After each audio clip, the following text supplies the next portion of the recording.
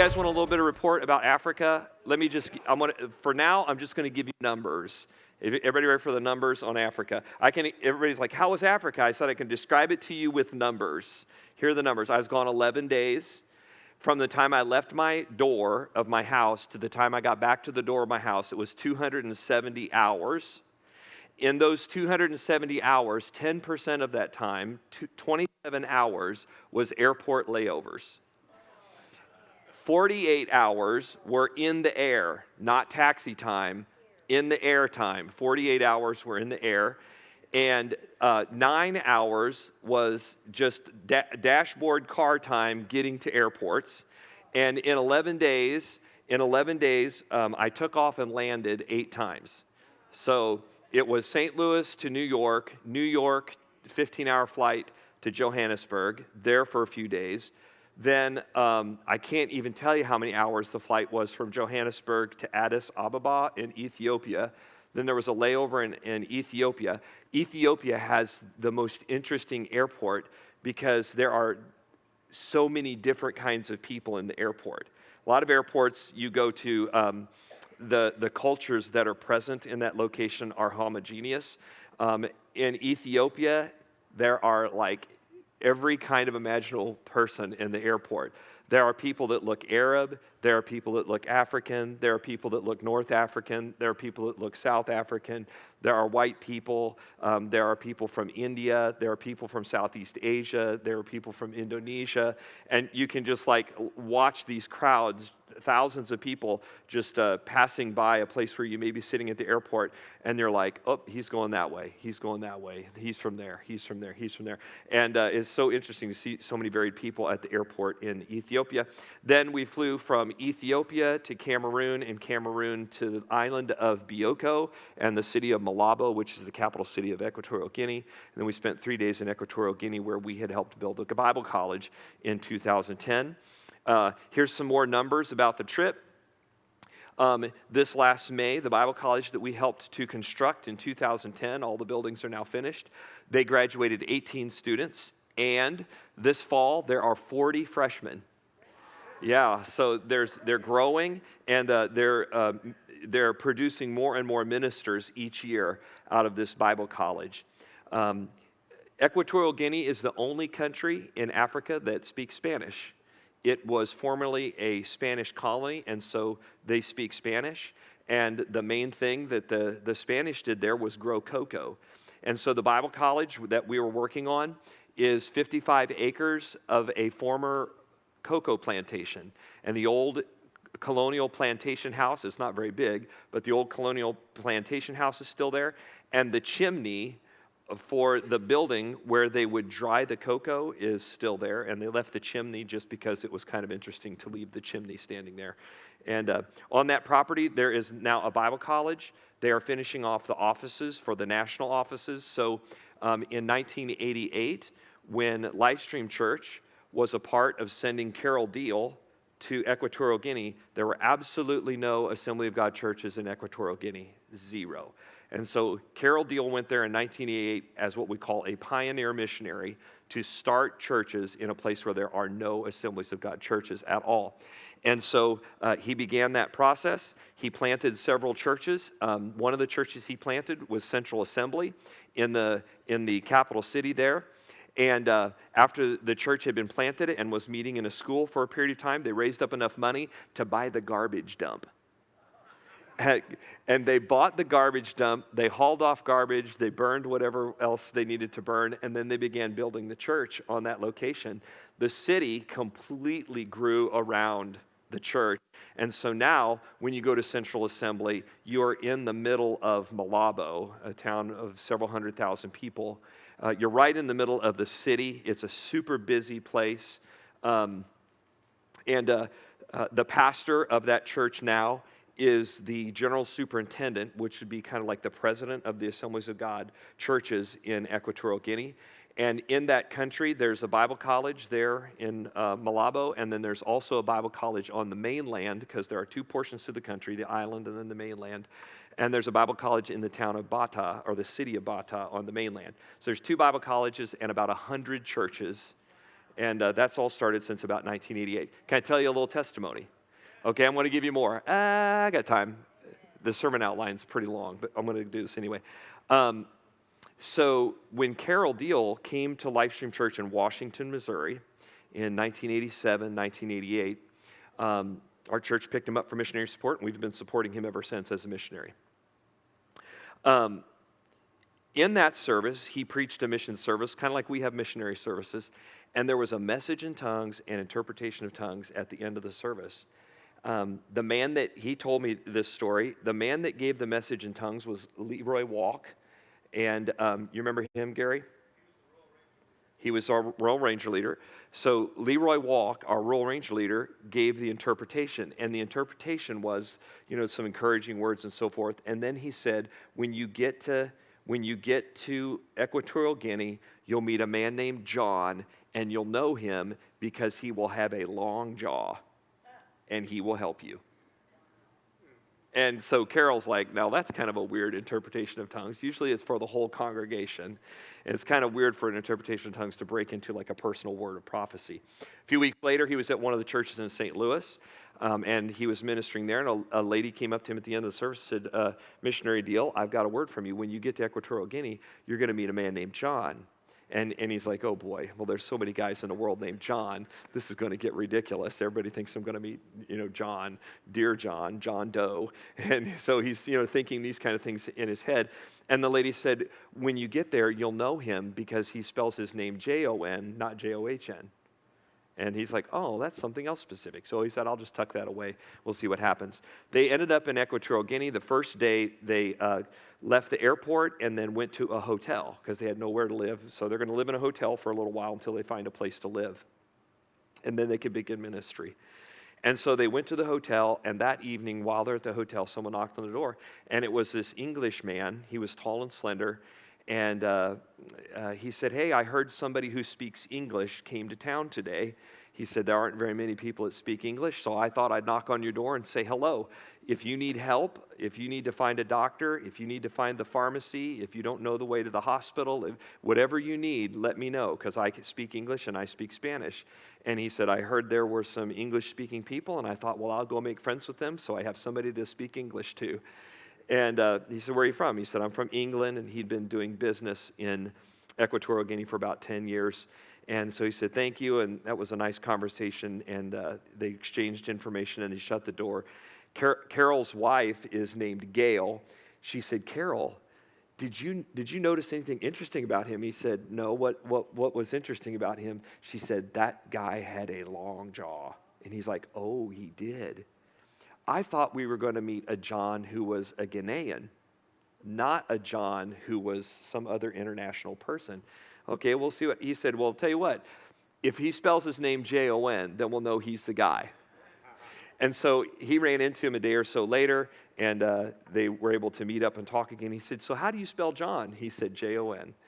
And so for Brother Deal, there's some just good miracles of confirmation that took place in his life when he first arrived there in Equatorial Guinea as a young man to start that ministry. And I thought it was really cool that Lifestream Church in Washington, Missouri had a part to play in that. And we've supported that missionary for 30 years now. And there are 2 Bible colleges and 100 churches to show for it. Praise God. That is good, good stuff.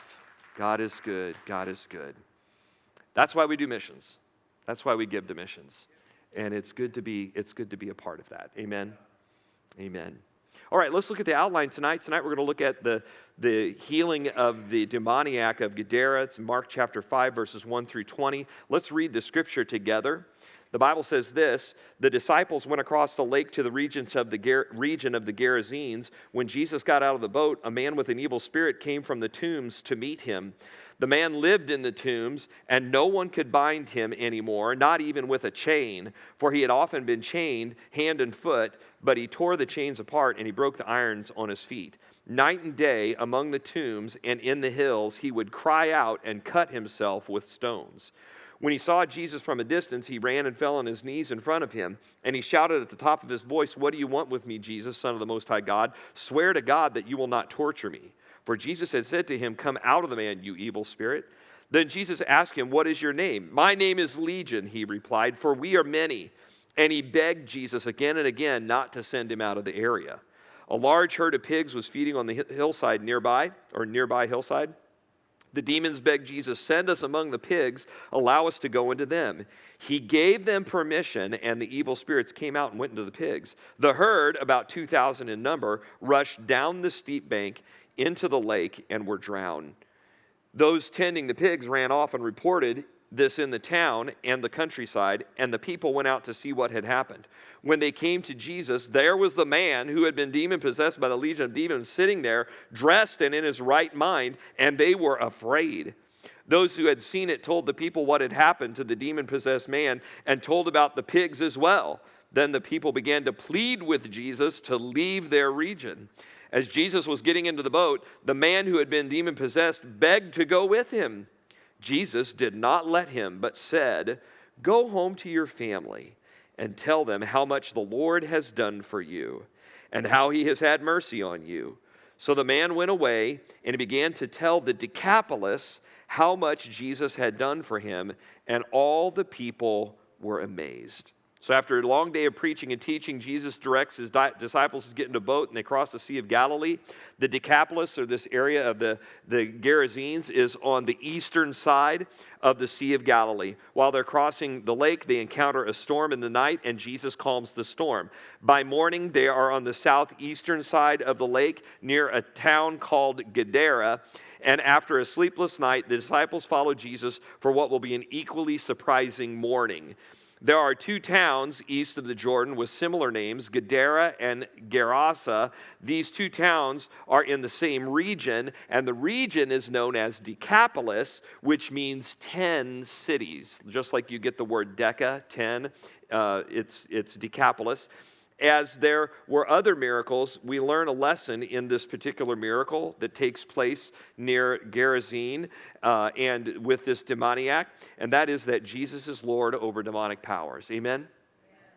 Jesus is Lord over demonic powers. Well, let's look at the little elements of the story and then learn a few things as we go along. Number one, there's this divine arrival. Jesus arrives across the lake. He arrives at the exact spot and the exact time. He arrives at this place after what seems to be somewhat of a sleepless night because of the storm that they encountered on the way over.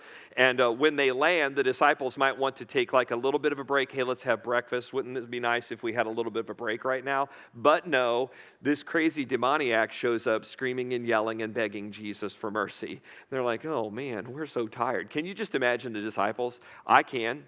I mean, because sometimes when you're doing ministry for the Lord, you get through one thing and then another thing happens. And you're like, "Oh man, I haven't even had a chance to stop yet."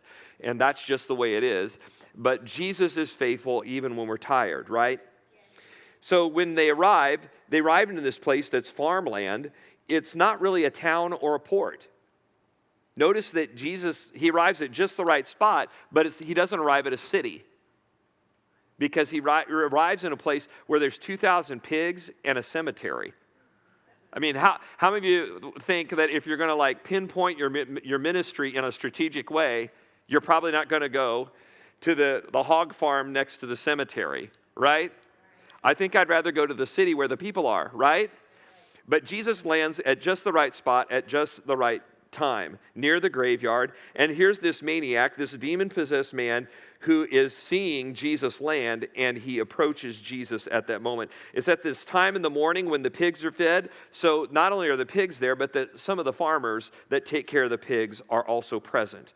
This encounter wasn't an accident. It was a divine appointment, and God still makes divine appointments. Can I just give you some encouragement today?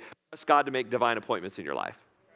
God will make divine appointments in your life. When you get up and you pray your devotions in the morning, one of the things I just encourage you to pray regularly is, "Lord, will you put together divine appointments in my life? Like, make me meet people that you want me to meet today. People that you want me to witness to, but also someone that might bless me. Someone that you have asked me to encourage. Someone that you're going to give me a word for. Lord, give me a divine appointment where I'm going to be generous to someone, or maybe they're going to be generous to me." I mean, God will put together divine appointments in your life if you'll say, "Lord, make those appointments." Now, sometimes when we ask God to give us divine appointments, some of those appointments will seem like an interruption, and you'll be like, "Now, wait a minute, that was not on my schedule. That's not what I wanted to do today." But if it's a divine appointment, it'll be good, and you'll be glad that you took time for it. Amen? And God will work it out. 2 Chronicles 16:9 says, the eyes of the Lord run to and fro throughout the whole earth to show himself strong. Is God looking all through the world to find people doing things wrong? No, God is looking all through the world to find somebody that's doing something faithful. And so God is looking around the world, looking for opportunities for faithful people to engage in divine appointments. Jesus made a trip across the storm-tossed lake for one miracle and then turned around and went back. One miracle. They made it all the way across the lake overnight through the storm to do one thing and then leave. That's a funny ministry trip, right? But that's what Jesus did. Then we see this demonic affliction. A man with an evil spirit came from the tombs to meet Jesus. So he came out to Jesus. He's meeting him there. Here we find many traits of demonic possession. The man was powerfully possessed. He lived as an outcast in the tombs where there were caves. They were probably cut out of rocks like Jesus' tomb. As was the custom in those days, they would bury someone for about a year. They would let their body decompose to a degree, and then they would take the bones, they'd put them in an ossuary, and they'd redo them about a year from then. That's why the man said to Jesus, let me bury my father first, and then I'll follow you. That process could have taken that man a year, and Jesus is like, you don't have a year to wait. And so this guy's out in these tombs where there's these decomposing corpses. This man had supernatural power to break chains and irons off of his feet. He cried out in unusual ways day and night. He was probably pretty annoying to the neighbors, if there were neighbors in that rural area. He was tormented in his mind. He caused self-inflicted injuries to himself, cutting himself with stones, and he was disturbed by the presence of the Lord. When Jesus showed up, he was disturbed. And those are some things that you'll sometimes see when there's a demonic affliction or there's demonic oppression in a person's life. They're disturbed by the things of God, especially. Some say that demonic deliverance in the Bible is misunderstood as mental illness. I want to show you how we know that this guy was not mentally ill. Is everybody ready for this? This guy was not mentally ill. His symptoms were supernatural. Number one, he recognized Jesus as the Son of God, and he probably did that faster than Peter did. That's not mental illness. Amen? He broke chains and irons that were made to hold a normal human being. He diagnosed his own condition before Jesus even gave it a name. And he named his condition to Jesus when he asked, who are you? That's not mental illness, right? His deliverance was negotiated so that the demonic power begged not to send him out of the area, but pleaded, can I go to the pigs? People don't negotiate their way out of mental illness. And here's the last thing. The demons clearly left the individual and went into the pigs that ran into the sea and drowned themselves. Mental illness does not transfer from humans to pigs. Am I right? There are so many little signs here that show us this person was not mentally ill. This is demonic oppression. It's demonic possession. It's the presence of many powerful demons in this person's life. So there were demonic powers that were ruling and controlling the mind and the body of this man. It was a demonic affliction. Then we see there's this desperate appeal. He runs out to Jesus, and the demons are crying out, what do you want with me, Jesus, Son of the Most High God? I think it's the demons speaking through him. That desperate appeal is coming from these demonic powers. The demons in the man plead for several things that tell us about demonic power. Number one, they plead, swear to God that you won't torture me. Demons know that their future is torture and punishment in the lake of fire. Number two, he begged Jesus again and again not to send him out of the area. Demons want influence. Boy, just like tuck that away. Demonic powers want influence. And listen, they want influence in your life. They want influence in your family. And let me get a little bit more broad here. They want influence in our city government and in our public school. They want influence in any church that they can influence. They want influence in groups of people and in systems of human organization. I mean, demonic influence is not just something that has to do with like individual oppression or attack or possession. Demonic influence can sometimes creep in even in groups. and human organizations and systems. Demons want influence. Is everybody with me today? The Bible says that the devil is filled with fury because he knows his end is near. So he knows there's going to be a time of torture that's coming, and until then, I'm going to take everybody with me that I can. I'm going to get influence, and that's the same influence that demons are looking for. And then the demon begged Jesus, send us among the pigs, allow us or give us permission to go into them. Demons know Jesus has authority. Even before the cross and the victory that Jesus accomplished at the cross, he had authority over demons. Amen? So these demons, because they know the authority of the Son of God, make this desperate appeal. Then we see Jesus delivering authority. He says to the evil spirit, come out of the man, you evil spirit. Jesus didn't play around with demons. He immediately commanded them to leave, and they begged. Notice verse 13. The demons begged, and Jesus gave them permission. Who's in charge? Boy, Jesus is in charge, isn't he? Can I just tell you something? When you feel that you're in a situation where you're encountering demonic influences, can I just remind you that in that moment, Jesus is in charge. Jesus is in charge.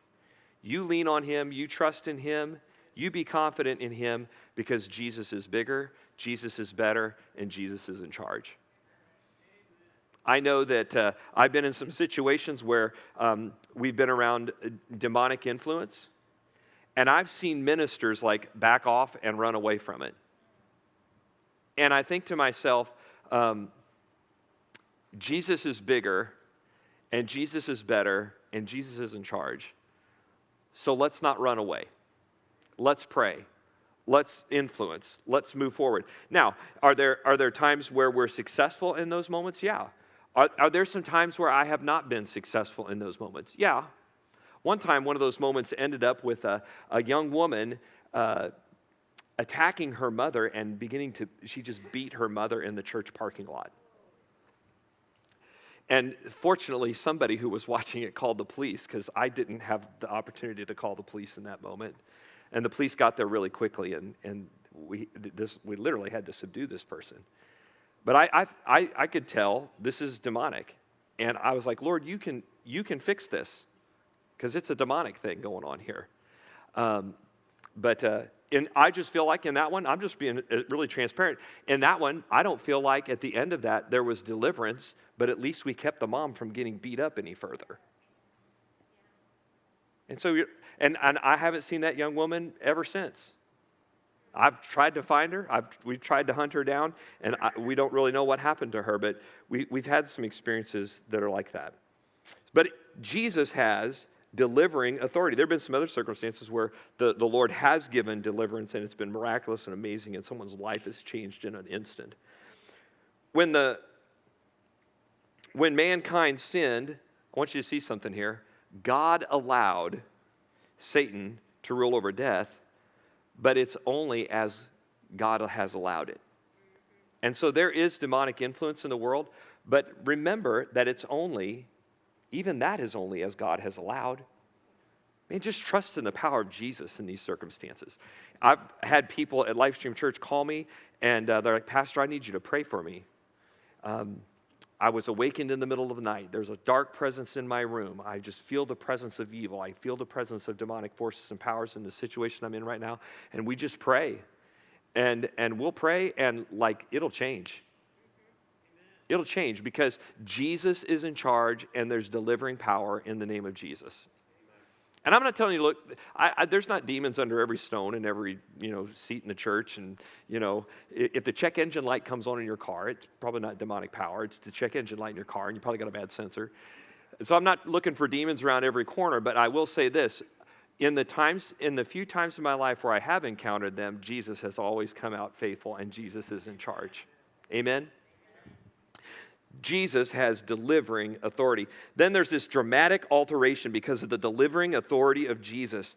After this man is set free and the demons leave him, they run into the pigs and the pigs run into the lake. The man is sitting there, he is dressed, and he's in his right mind. I love the description of this guy. He's sitting, he's quiet, he's calm.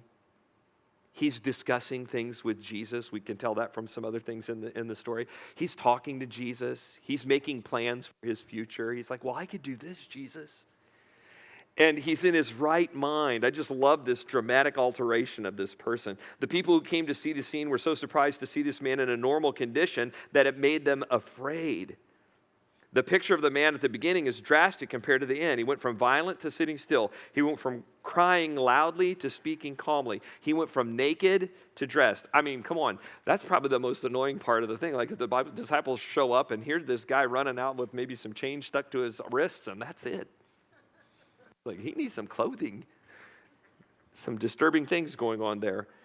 He went from being tormented to being in his right mind. He went from demon-possessed to wanting to work for Christ and getting to work for Christ as a witness. He went from powerless before Satan to empowered by Christ to do something that would transform a region. Powerless to empowered to do something that would change a region. When Jesus crossed back over to the lake, so he was there for one thing, and then he and the disciples went west and went back over to the western side to the area of Galilee. Later in the Bible, Jesus crosses the lake again, and instead of people being afraid of Jesus, crowds of thousands came running to him because they'd heard about him. How did they hear about him? That guy. The guy that Jesus left behind. The doubting audience pled for Jesus to leave, and so Jesus left in a time of doubt. But the disciple was given an assignment. Go back to your family and tell them all the things that God had done for you.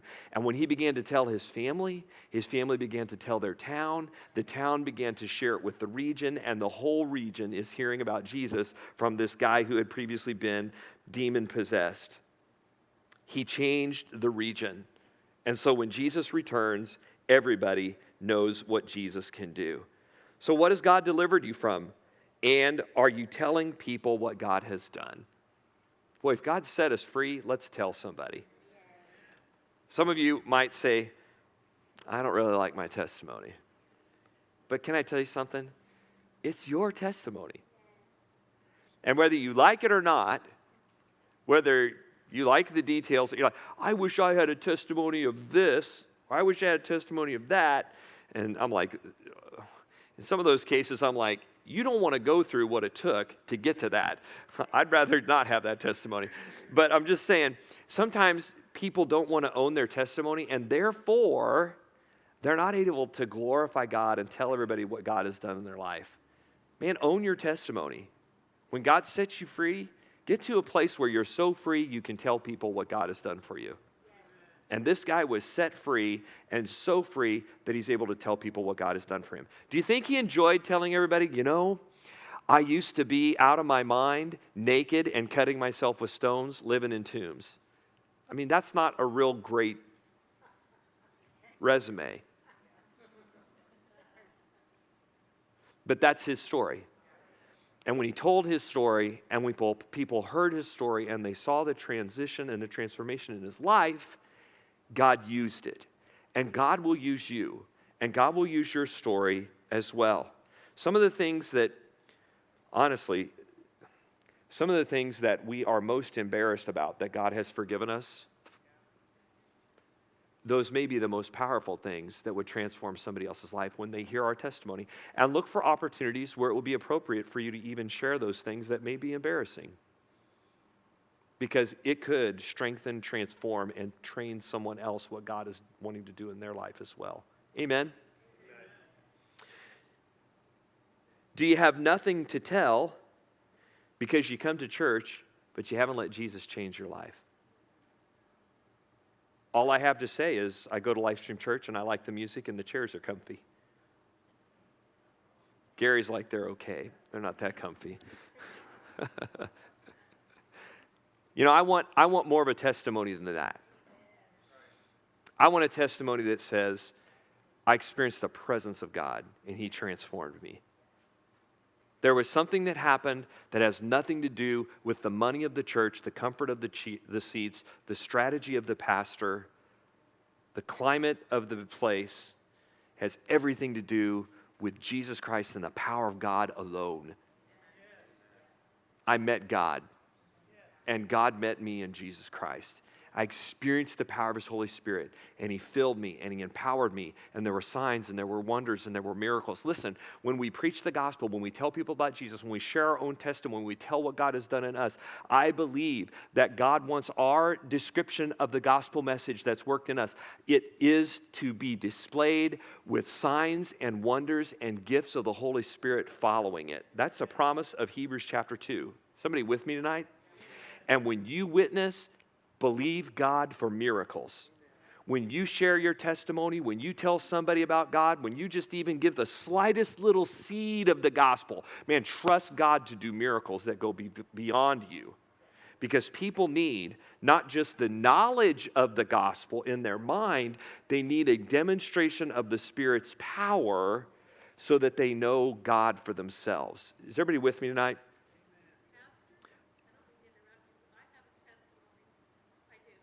Okay. To give it to us as loud as you can, Nancy. We're going to have a testimony of healing. You know what? We'll get it on the live stream if you'll share it in a microphone. Can we do that? And then we'll hear you, but you might not be on the video because we just came off the platform. Yes, hi, I'm Nancy McKim, if you don't know me, but I have been struggling with severe anxiety for I don't know how long. It's even been hard for me to function. I tried to hide it as much as I can, but it was bad. And about 2 weeks ago, I just woke up on a Monday morning, and it was gone. The anxiety was gone, and if anyone's ever had that, they kind of know what I'm talking about. And I have not had anxiety since. Praise God. Yes. Amen. Praise God. Amen. We want to experience the Lord like that, don't we? Let's stand to our feet. That's a great way to close. I'm not even going to hit the other things, but we're going to take some time to pray. And I think that with that testimony, we're going to start with doing something completely spontaneous that I wasn't planning on doing. Let's just pray about anxiety. Nancy and Dave, would you come up here? You're part of our prayer team. And I want to ask a few other prayer team members to make their way to the front. We're going to pray for one another. But Dave and Nancy, come right here. Thank you, thank you. Good testimony. Now listen. Other prayer team members, does Steve and Candy come help us pray tonight? And let's seek the Lord for peace. You've got to